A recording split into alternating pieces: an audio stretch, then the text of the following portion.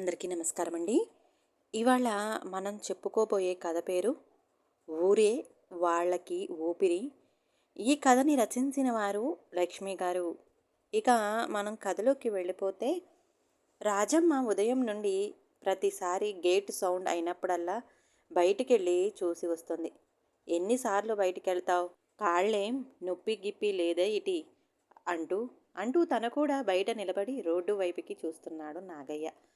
అది కాదే రాజమ్మ, వచ్చేవాళ్ళు రాకేటికి పోతారు. నువ్వు ఊరికే అటూ ఇటూ తిరిగితే మళ్ళా ఆ కాళ్ళకేటైనా అయ్యిద్దేమోనని అంటూ ఆమె పక్కకే వచ్చి కూర్చున్నాడు. నాని, మానస ఆంటీ వాళ్ళు ఇంకా 10 మినిట్స్లో వచ్చేస్తారట మమ్మీ చెప్పింది. కమ్ ఇన్సైడ్ అంటూ రాజమ్మ చెయ్యి పట్టుకొని లాగుతున్నాడు 7 ఏళ్ల మనవడు. కాసేపటికి మానస ఆమె భర్త లోపలికి వస్తూనే, పెద్దమ్మ, పెద్దనాన్న అంటూ రాజమ్మ నడుం చుట్టూ చేతులేసి, ఎలా ఉన్నావు పెద్దమ్మ అని ఆప్యాయంగా అడుగుతుంది. వంశీ కూడా ఎలా ఉన్నారు మామయ్య, ఆరోగ్యం బాగానే ఉంది కదా అంటూ కుశల ప్రశ్నలు అడిగాడు. మాము బాగానే ఉన్నాం కానీ నువ్వెట్టా ఉండావమ్మా అని రాజమ్మ మానస ముంగూరులను పైకి సరిచేస్తూ అడిగింది.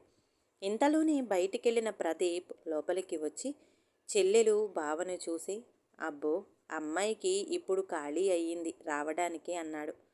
లేదన్నయ్య, ముందు విశ్వ వాళ్ళింటికి వెళ్ళాం. అక్కడొక 2 డేస్ ఉన్నాం. ఇంకా డాడీ వాళ్ళ దగ్గరికి వచ్చి 1 డే అయ్యింది. పెద్దమ్మ వాళ్ళని చూడాలని ఈరోజు ఇటొచ్చాం అంటూ ఆపకుండా చెప్పింది మానస. మానస నాగయ్య తమ్ముడు శ్రీనివాస్ కూతురు. వాళ్ళు ఉద్యోగరీత్యా మొదటి నుండి హైదరాబాదు సిటీలోనే ఉండేవారు. కానీ ప్రతి వేసవి సెలవులకు కుటుంబంతో సహా ఊరికెళ్ళి నాగయ్య ఇంట్లోనూ 1 రోజులు ఉండేవారు. అందుకే మానసకు పెద్దమ్మన్న పెద్దనాన్న అన్న చాలా ఇష్టం. మానస భర్త విశ్వతేజ అమెరికాలో సాఫ్ట్వేర్ ఇంజనీర్. మానసను పెళ్ళి అయ్యి అమెరికా వెళ్ళిన దగ్గర నుండి మళ్ళీ ఇండియా రావడం ఇదే ఫస్ట్ టైం. కుశల ప్రశ్నలు అయ్యాక మధ్యాహ్నం అందరి భోజనాలు అయిపోయాయి. రాజమ్మ, కోడలు పావని, మానస అమెరికా ముచ్చట్లలో పడ్డారు. ప్రదీప్, విశ్వ కూడా ఏవో మాట్లాడుకుంటున్నారు. పిల్లలు ఫోనులలో నిమగ్నమయ్యారు. నాగయ్య, రాజమ్మ మాత్రం హాల్లో టీవీ చూస్తున్నారు. తర్వాత 1 గంటకి మానస వెళ్ళొస్తాం వదిన అంటూ బయలుదేరింది. అరే, అప్పుడే ఏంటి, 1 రోజు కూడా ఉండరా అంది పావని. లేదు వదిన, మా ఆడబిడ్డ పెళ్ళి ఉంది కదా, చాలా పనులు ఉన్నాయి. మళ్ళీ పెళ్లి కబురు చెప్పడానికి వస్తాను కదా అంటూ ప్రయాణమయ్యింది. అందరూ గేటు వరకు వచ్చి బాయ్ చెప్పి పంపించారు. వెళ్లే ముందు మాత్రం మళ్ళీ వస్తా పెద్దమ్మ, పెద్దనాన్న, బాయ్ అంటూ కారు అద్దాన్ని మూసింది. తర్వాత మళ్ళీ మామూలే, ఎవరి పనుల్లో వాళ్ళు బిజీ. ప్రదీప్ మాత్రం ఒకసారి బయటికి వచ్చి వాళ్ళమ్మ టాబ్లెట్ కవర్ చూస్తుంటే, అమ్మా, మందులు ఉన్నాయా అని అడిగాడు. అయిపోయినాయి అయ్యా అంది రాజమ్మ. అమ్మా, నీకు ఎన్నిసార్లు చెప్పాను, 2 రోజులు ఉండగానే చెప్పమన్నానా? అప్పటికప్పుడు అంటే డాక్టర్ గారు అపాయింట్మెంట్ దొరకదు. నాకు కూడా సెలవు అంటే కష్టమే కదా, అందుకే ముందు చెప్పమనేది అన్నాడు ప్రదీప్. నాకేం తెలుసయ్యా, మళ్ళీ డాక్టర్ బాబు దగ్గరికి వెళ్ళాలని అంటూ ఖాళీ కవరు లోపల పెట్టింది రాజమ్మ. నాగయ్య ఒకసారి కొడుకు మొహం చూశాడు. మళ్ళీ ప్రదీప్ అమ్మతో, అమ్మ, ఆపరేషన్ అయిన 6 months వరకు మందులు వాడాలి అని చెప్పారు కదా డాక్టర్ గారు, అందుకే అడుగుతున్నా. సరేలే, వీలును బట్టి వెళ్దాం అని చెప్పి లోపలికి వెళ్ళిపోయాడు ప్రదీప్. ఇంతలో టీవీలో సంక్రాంతి సంబరాలు అంటూ చూపిస్తుంది. రాజమ్మకు ఆ మాట వినబడగానే ఏదో తెలియని ఆనందం మనసును తట్టింది. మనవడు వచ్చి ఛానల్ ఎక్కడ మార్చేస్తాడో అని రిమోట్ తీసుకొని తన చెంగులో పెట్టుకుంది. కాసేపటికి అనుకున్నట్టే మనవడు వచ్చి, నాని, బొమ్మలు పెట్టు అంటూ మార్చేశాడు. చేసేదేమీ లేక రిమోట్ మనవడి చేతికిచ్చి రాజమ్మ మనవరాలు ఉండే గదిలోకి వెళ్ళి తన చాప మీద బొంతపరుచుకొని పడుకుంది. రాజమ్మ మనవరాలు కావ్య ఎప్పుడూ ఇంగ్లీషులోనే మాట్లాడుతుంది. అందుకే రాజమ్మకు ఆమె చెప్పేది ఏమీ అర్థం కాదు. రాజమ్మ మాట్లాడేది అమ్మాయికి పెద్దగా అర్థం కాదు. అందుకే వీళ్ళ మధ్య మాటలు చాలా తక్కువగా ఉంటాయి. పావని ఇంగ్లీష్ ఎక్కడ రాకుండా పోతుందోనని చిన్నప్పటి నుండి ఇంట్లో కూడా ఇంగ్లీష్లోనే మాట్లాడటం అలవాటు చేసింది కావ్యకి. అందుకే అమ్మాయికి తెలుగు అంత స్పష్టంగా రాదు. కాసేపటికి ఫోన్ మోగటంతో, నాని ఫోన్, లక్ష్మి ఆంటీ మాట్లాడుతుంది అని ఫోన్ రాజమ్మ చేతిలో పెట్టింది కావ్య. రాజమ్మ ఫోన్ తీసుకోగానే, హలో అత్త, ఈ రాత్రికే ఊరికి పోతున్నా, ఒక మాట చెబుదామని ఫోన్ చేశాను. మాయ కూడా చెప్పు నీ ఫోన్ చేశానని. జాగ్రత్తగా ఉండండి, వెళ్ళి వస్తా మరి అంది లక్ష్మి. అలాగే లక్ష్మి, జాగ్రత్తమ్మా అని చెప్పి ఫోన్ కావ్యకి ఇచ్చేసింది రాజమ్మ. ఇక నడుం వాల్చగానే మొన్న 15 రోజుల క్రితం లక్ష్మి చెప్పిన సంగతులే గుర్తొచ్చాయి. 15 రోజుల కిందట లక్ష్మి రాజమ్మను నాగయ్యను చూడటానికి వచ్చింది. లక్ష్మి రాజమ్మకు దూరపు చుట్టం, వరుసకు మేనకోడలు అవుతుంది. ఆ రోజు 9 గంటలకి ఇంటి ముందు ఆటో ఆగితే ఎవరో అనుకున్నారు. ఆటోలో దిగిన లక్ష్మిని చూడగానే రాజమ్మకు ప్రాణం లేచి వచ్చినట్లయింది. లక్ష్మి కొడుకు సురేష్, అమ్మ మళ్ళా సాయంత్రం 5ంటికి వస్తాను, రెడీగా ఉండు, నాకు ఆఫీసులో పని ఉంది, ఇదే ఆటోలో వెళ్ళిపోతా అని చెప్పి లోపలికి కూడా రాకుండానే వెళ్ళిపోయాడు. ఏంటి లక్ష్మి, చెప్పా పెట్టకుండా వచ్చేశావు, రా లోపలికి అంది రాజమ్మ సంతోషంగా. అత్త ఎట్టుండారు? ఆపరేషన్ అయ్యాక కాళ్ల నొప్పి తగ్గింది ఏంటే? మావయ్య ఏంటే అంతలా సిక్కిపోయినాడు? ఊర్లోనే బాగుండేవాడు కదా అంటూ లోపలికి వచ్చింది. ఆపరేషన్ అయ్యాక కాలు నొప్పి తగ్గిందే, మందులు ఇంకా వాడుతున్నాను, ఇంకా నెల దాకా వాడాలి అంటున్నారు. మీ మాయకి ఇక్కడేమీ పని లేక కాలు కాలిన పిల్లిలా పైకి కిందకి తిరుగుతుంటాడు. ఊరు నుంచి వచ్చాక శుభ్రంగా ఇంత అన్నం కూడా సరిగా తినట్లేదు. ఊరు మీద బెంగ పెట్టుకున్నాడు ఏంటో మరి అంటూ చెప్పింది రాజమ్మ. ఎట్టి కూడా ఏంటి మరి, మంచి కోత మీద ఉన్న నువ్వు జేను కూడా వదిలేసి కాడి ఎడ్లనేమో ఎర్రాయికిచ్చి అక్కడ వ్యవసాయం వదులుకొని వస్తేనే గాని నీ కొడుకేమో ఇక్కడ ఆపరేషన్ చేయించనన్నాడు. మొన్న ఫోన్ చేస్తే నీ కొడుకు ఏం చెప్పాడో తెలుసా? అమ్మ వాళ్ళు ఇంకాడకి రారు, నా దగ్గరే ఉంటారు, వాళ్ళకి ఏటైనా అయితే అంతా మాను సెలవు ఎట్టుకొని రావటానికి నాకు ఖాళీ లేదు అని చెప్పాడే. అందుకే ఓ పాలి మిమ్మల్ని కూడా చూసినట్టుంటుందని నేనే వచ్చాను అంటూ ఆపకుండా చెప్పింది లక్ష్మి.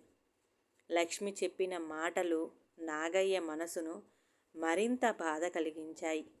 సరే గాని లక్ష్మి, మా రాముడు లచ్చన్న ఎలా ఉన్నారే?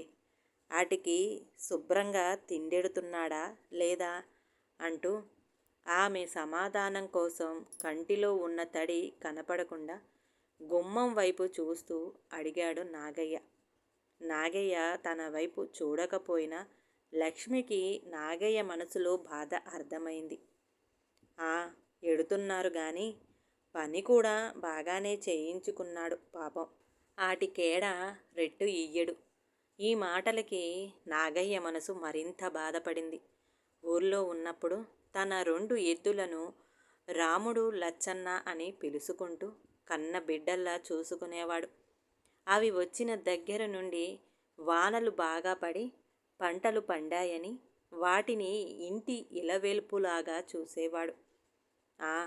మీ మాయకి ఏడున్నా రాముడు లచ్చన్నే, కానీ ఇంకేటి ఊరు విశేషాలు చెప్పు, మొన్న పండక్కి అన్నీ చేసుకున్నారా అని అడిగింది రాజమ్మ. చేశామత్తా, ఎలాగైనా మీరున్నప్పుడు కళ ఇప్పుడు లేదే అత్త, మీ ఇల్లు ఎవరూ లేక చూస్తుంటేనే బీతమానమెత్తిపోతుంది. ఆ మేటారుని ఒక గదిలో ఉండమన్నట్టున్నారు, ఆయనెప్పుడూ తాళమే, సానారం వెళ్ళిపోతాడు, మళ్ళా సోవారం గాని రాడు, కనీసం ఉన్నప్పుడన్నా గేటు తాళం తీయడు. సంక్రాంతి పండుగంటే 2 ఏళ్ల ముంగుట చేసుకున్న చూడు అదేనే అత్త అంది లక్ష్మి. అవునే లచ్మి, ఎన్ని పిండొంటలు రోజుకొకలికి చొప్పున మా ఇంటికాడే అందరూ కూకుని వండుకునేవాళ్ళం. మా యాకిలి పెద్దగా ఉండేదని అక్కడే రోట్లో పిండి కొట్టి పాకమెట్టి ఇన్నేసి అరిసెలుండేవాళ్ళం. ఏటో ఇప్పుడేటీ లేకుండా అయిపోయినాది అని బాధను తనలోనే ఉంచుకుని లక్ష్మితో మాట్లాడుతుంది రాజమ్మ. మాయ పశువుల పండగ రోజు, అదే కనుమ రోజు రాముడు లచ్చన్నని మీ పాల గేదెను ఇంటికి తోలుకొచ్చి ఆటికి పూజలు చేసి కడుపు నిండా ఉలవలు చిట్టు ఎట్టి ఎలా చూసేటోడో కదా అంది లక్ష్మి. మీ మాయే కాదు, కనుమ నాడు ఊరంతా పశువుల పండగే కాదేటి అంది రాజమ్మ. వీరి కబుర్లకు మధ్యలోనే అడ్డు వచ్చి, కబురులేనా, దానికేమైనా ఎడతావా అంటూ నాగయ్య అక్కడి నుండి లేచాడు. ఊరి ముచ్చట్లు ఎంతసేపుకున్నా తనివి తీరదు. ఇక్కడేటి ఎవరి గూట్లో ఆళ్ళే. పక్కింట్లో ప్రమాదమైనా తొంగి చూడరు, ఎవరు బయటకు రారు. మనం ఎల్లినా ఐచిత్రంగా చూత్తారు. కోడలు కొడుకు ఎల్లాక మేమిద్దరం చూతే టీవీ, లేపోతే మోగోళ్ళు కూసున్నట్టు కూసోటమే. సానా బాధగా ఉందే లచ్మి. ఊరొచ్చేయాలని ఉంది. నా కొడుకేమో అక్కడికెళ్ళటం కుదరదంటున్నాడు అంటూ కళ్ళనీళ్లు పెట్టుకుంది రాజమ్మ. ఊరుకోయే అత్త, ఒక వయసొచ్చాక ఈ కట్టం తప్పదేమో. ఓ పాలి ఎల్లొత్తానని అడిగి చూడు, ఏమంటాడో అంటూ రాజమ్మ పెట్టిన అన్నాన్ని తింటుంది లక్ష్మి. ఆ, అది అయ్యింది. ముంగుటేడు ఎల్దామంటే సెలవు లేదు. అయినా ఇక్కడి వాతావరణం అలవాటు చేసుకోవాలా. అక్కడికెళ్ళి ఏం చేస్తావ్ అన్నాడు మా అబ్బాయి. ఇక్కడైతే ఇంటికి పిల్లలకి కాపలా ఉంటాం కదా అంటూ తను కూడా అన్నం కలుపుకున్నాడు నాగయ్య. పోన్లే మాయా, ఎక్కడుంటే ఏంటి, శుభ్రంగా ఆరోగ్యంగా ఉండండి. అయినా అత్తకి కాలు నొప్పి వచ్చి నడవలేకపోయింది. కానీ లేకపోతే ఇంకొన్నాళ్ళు ఆడే ఉండనిచ్చేవాడు అని సర్ది చెప్పి వాళ్ళ మానసిక బాధ తగ్గించటానికి ప్రయత్నించింది లక్ష్మి. తర్వాత 5 గంటలకు లక్ష్మి కొడుకొచ్చి వాళ్ళమ్మని ఇంటికి తీసుకెళ్ళిపోయాడు. మానస పెళ్లి కబుర్లు చెప్పడానికి వచ్చింది. ఆ రోజు ఇంట్లో నాగయ్య రాజమ్మ మాత్రమే ఉన్నారు. గుమ్మం దగ్గరే కూర్చుని చూస్తున్న వాళ్ళిద్దరినీ చూసి, అన్నయ్య లేడా పెద్దమ్మ, పెళ్ళికి మీరు తప్పకుండా రావాలి అని చెప్పింది. కానీ మానసకు పెద్దనాన్న ముఖంలో ఊరిలో ఉన్నప్పుడు ఉన్న ఉత్సాహం కనపడలేదు. దగ్గరగా వచ్చి, పెదనాన్న ఏమైంది అలా ఉన్నావు అని అడిగింది. ఏమీ లేదమ్మా, బాగానే ఉన్నా అన్నాడు. కానీ రాజమ్మ అందుకుంటూ, మీ పెదనాన్న ఈడుండలేకపోతున్నాడమ్మా. ఎంతైనా పుట్టి పెరిగింది ఊర్లో కదా, అక్కడ 10 మంది ఉంటారు. మాటకు ఓసారి అనుకో ఎవరో ఒకరు వస్తానే ఉంటారు. ఏదో పని ఉండేది. ఇక్కడేమో కాలు చెయ్యి ఆడనోళ్ళక మళ్ళీ కూసోవాలి. మీ పెదనాన్నకేమో పొద్దున్న లేచిన కాడ నుండి పొలంలో అడుగెట్టకపోతే పొద్దుపోదాయి. ఏం చేస్తాం మరి అని, రా తల్లి అన్నం తిందుగాని అని తీసుకెళ్ళింది. మరో 10 రోజులకి మానస అమెరికా ప్రయాణంకి అన్నీ సర్దుకుంది. అన్న వదినను కూడా ఎయిర్పోర్ట్కి తప్పకుండా రావాలి అని చెప్పింది. పిల్లలు కూడా ఎయిర్పోర్టు చూడలేదు కదా, మనం కూడా వెళ్దామండి, ఎలాగూ సెండ్ ఆఫ్ ఇచ్చినట్టు ఉంటుంది అని పావని అన్న మాటలతో ప్రదీప్ పావని పిల్లలను తీసుకుని ఎయిర్పోర్ట్కి వెళ్ళాడు. అక్కడ మానస ప్రదీప్ కోసం ఎదురు చూస్తూ కూర్చుంది. పావని పిల్లలు ఎయిర్పోర్టు చూడటంలో నిమగ్నమైపోయారు. మానస, అన్నయ్య నీకు ఫోన్ చెయ్యాలని 10 రోజుల నుంచి చూస్తున్నాం. కానీ ఖాళీ లేక చెయ్యలేదు. అందుకే ఈరోజు తప్పకుండా రమ్మన్నా. అని ప్రదీప్ పక్కనే కూర్చుంది. మానస మెల్లగా తను చెప్పాలనుకున్న విషయాన్ని మొదలుపెట్టింది.